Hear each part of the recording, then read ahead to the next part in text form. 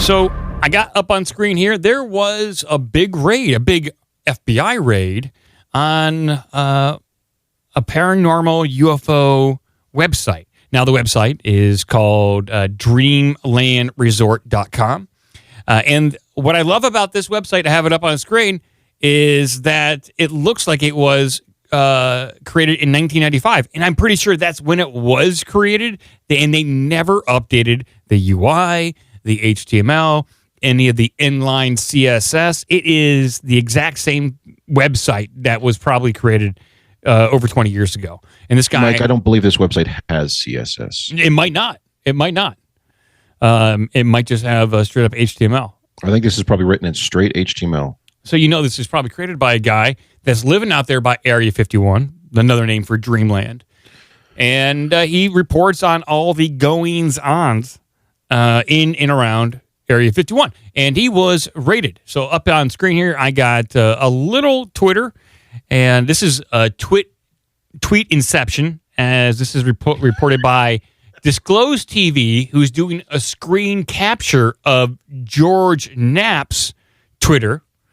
And George Knapp is reporting that FBI agents came down hard on the operator of a popular website devoted to all things Area 51, its programs, lore, and legacy. More than a dozen agents served a no-knock warrant on the Rachel, Nevada home of Yorin Arnu, the owner of DreamlandResort.com. Over a dozen. They had to send 12 people to go after this guy. Yeah. And this guy, he's probably living alone in a filthy shack in Rachel, Nevada.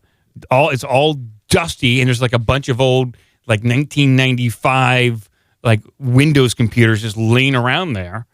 A bunch of soup cans. And they got 12 FBI agents raiding that thing. So they seized all computers, files, phones, photos. At the same time, another team of a dozen or more agents stormed into Aru's Las Vegas home, seized all digital devices and files, held his girlfriend at gunpoint. The warrants were served 1 week ago.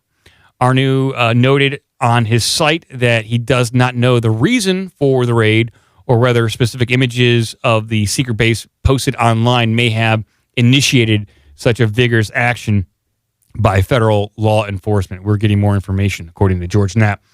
Now, this guy's he's been on the forefront of covering all things Area 51.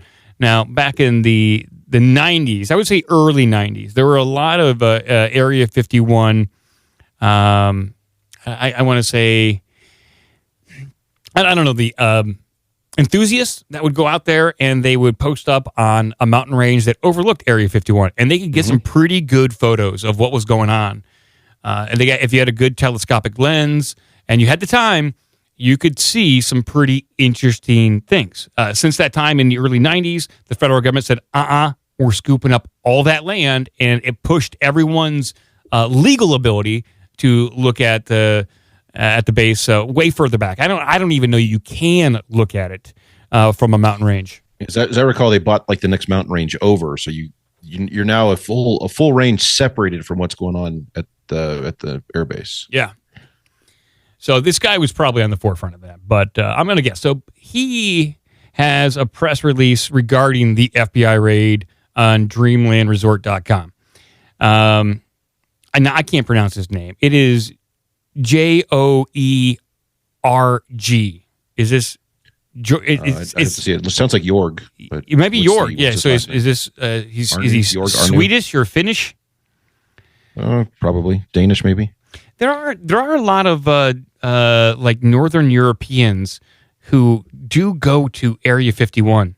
Like a couple years ago, there were two Finnish or Northern Europeans who got busted trying German. They got busted trying to break into Area 51. Well, that's not good. I mean, it's one thing to stand on a hillside and look over a fence. It's another thing to try to cut the fence. Yeah, this is right around the time of the Storm Area 51 thing that happened in 2019. So right around that time, there are other people of European descent trying to bust in there. So here's the press release. I am Joran Arnu, owner and webmaster of the Dreamland Resort website. The subject of this website is Area 51. I have operated that website since 1999, and it looks it. It does look it. I like it, though. I can't remember the password on how to change the background colors. The only thing that's missing from this website so far is a rotating skull, like a rotating skull GIF, and some of the flashing text and marquee text that scrolls. Yeah, across the site. marquee. Oh, I missed that. Yeah, oh, yeah, that's college days there. Yeah, those are some fun tags. Marquee text saying new update. Update new. Check out this Viagra pill from some gifts some random misshapen, missized gifts just thrown in there. Let's say like news, and it's rotating. Crutcher, could you see if you could find the classic rotating skull GIF and put it up on the video? Rotating skull. Yeah, I remember that from like the 1990s in on the web. It's like a classic rotating skull. Is it this one? Yeah, I think that's it. Right there. That's perfect. Yep, that's the one I want on. I'm going to actually put that on our website, obdmpod.com. Put that on all websites. Yeah. But anyways, back to the press release. I'll find Dancing Baby next. Yeah, please. Last week, Thursday, this was November 3rd, in the early morning, my home in Rachel, Nevada, and in Las Vegas were searched by a joint force of FBI and AFOSI. I think that's Air Force Office of Security. Let me double check that, but it's Air Force. Let me see what was the acronym? OSI. Department of Air Force Office of Special Investigations. So this guy's up shit creek. So I should change that to Secret Intelligence. This happened without any warning. The doors were broken open, and I, in Rachel, and my girlfriend in Las Vegas homes were we were both detained and treated in the most disrespectful way. My girlfriend was let out into the street barefoot and only in her underwear in full view of the neighbors. I was let outside handcuffed and only in a t-shirt and my sweats in sub-freezing temperatures. Each home was searched by 15 to 20 agents in full riot gear, causing further damages in both homes besides the broken front doors. Despite my repeated requests for an explanation, I was only told that the search was related to images posted on my Area 51 website. I was very surprised how forceful the search warrant was executed and how rough we, both unarmed senior citizens, were treated. I have to believe that someone gave them bad information about us. All my laptops, phones, backup drives, camera gear, and my drone were seized. With the equipment, I lost all my medical records, financial and tax records, passwords, emails, and phone contacts, photos, etc. Even my phone was taken, leaving me in Rachel with 2 broken doors and no way to communicate or to call for help. Not counting my expected legal expenses, my losses so far total $20,000 in equipment taken and over $5,000 in damages. Wow, there are 40 pages missing from the search warrant I received, and the case records are sealed. So I cannot look up the reason for the search, and I do not want to speculate. I left several messages with the FBI agents in charge, but he has not returned any of my calls. At this point, I have no choice but to take legal action to try and get my equipment back and to seek reimbursement for the damages. Good luck, buddy. All right. Good luck. Do you know, Cratchit, off the top of your head, do they have to reimburse for any damages like this? I don't think that they do. Depends. You could file a civil suit if it's a wrongful prosecution or things like that, and potentially, if you can prove it, it'll be a multi-year thing. He'd have to, engage several lawyers. It will be a 5 or 10 year lift to do it, and you may find at the end the judge then says, "Okay, we agree. This was a mistake. This was damages were caused by federal agents, so we will reimburse you for that cost." Now he's 8 years later and $200,000 in on it. So yeah, and good luck. Yeah. And they may agree to reimburse, but it will take 10 years for you to see that money. Let's drag it out. In an effort to defuse the situation, I have removed some material from my Dreamland Resort website, although I believe it was legally obtained and legal to publish. I'm not sharing anything on my website that cannot be found on dozens of other websites and news outlet publications. Considering how this went down, I have no intention of removing any more material unless ordered to do so by a federal judge. I believe the search executed with completely unnecessary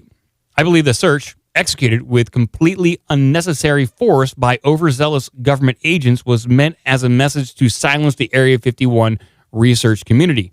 The question is, how far will they go? It definitely will have a chilling effect on anybody else related to this to make them think twice before publishing stuff, which is probably the point of this is, hey, let's just go get this guy. He's right down the road. Let's go kick in his door at 4 a.m, rough him up and step on anything. Then we'll return everything in about a week and say, oops, sorry. But what that'll do is have the desired effect of anybody else who might have leaked documents or whatever. I don't know if it was stuff like that. He doesn't say what it was, but he did say he removed stuff. Yeah, he did.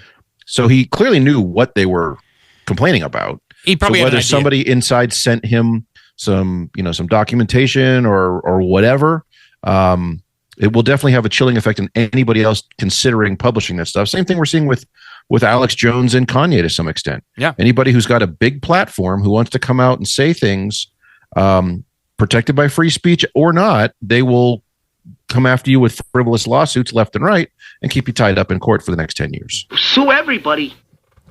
Punitive damages. The only thing that I can think of, and I don't pay attention to the Area 51 community like hardcore, but there was an image floating around, I would say last week, that reported to show Area 51 firefighting exercises. And now that was the explanation given to this image. And I'm not going to show the image because I don't want anybody knocking on my door. But it showed I believe a weird type of triangular type of structure. And there was the speculation that the structure down there was used for training and drills regarding firefighting. Now, I would suspect that could be a very plausible explanation. I'm sure things are constantly blowing up over there when they're testing new aircraft or technology. Shit just goes crazy. And maybe it wasn't a firefighting related exercise, and what they posted was something a little bit more sensitive. Possible. Well, that's a good point. If somebody, if as part of some sort of joint firefighting or joint sort of emergency response exercise, the Air Force had other local fire crews out there, it would be easy for someone to snap a photo with his phone and send it to this guy. He then publishes it, and it turns out, it could be something innocent that, yes, here's a firefighting thing. In the background is our new radar array that, oh shit, that shouldn't be out there. Stuff like that can happen. Why they would come kicking down doors when all it takes, and the FBI's done this a number of times, is they can seize the domain and shut down the website immediately. Yeah. So why they have to go kick down doors and stuff doesn't make any sense. Uh-oh. Yeah. Well, it's not the FBI because they're probably not going to knock. So it's definitely not the FBI. That's right. They specified a no knock. They just do a tippity tap. Yeah. Well, hold on a second. Trick or treat. No, it's way past that. It's No. the FBI. No, leave me alone. Leave me alone. Where's Mom? FBI dressing up as trick-or-treaters. That's how they get you. Sneakers. I know it's not true because we're well into November now. 12 people over 6 feet carrying little orange buckets and pillowcases. Oh, look, they're tricking. Hey, wait a minute. That's nice. They almost fooled me. But it is November, so I caught on to him pretty quickly. But this is a very interesting case. I'll pay attention to this. I find it fascinating. I did hop on the Area 51 subreddit just to see if there's any speculation. And I really couldn't find too much. But that was late last night. So maybe there will be more. And I suspect George Knapp, who is based out of Nevada, probably has his finger on the pulse with this story. And probably we'll get to the bottom of it. I suspect we'll hear about it, but we won't know. Won't know exactly what it was. It may take a while. Yeah. Give us an email at ourbigdumbmouth@gmail.com. Check out obdmpod.com for all the social media and donation links.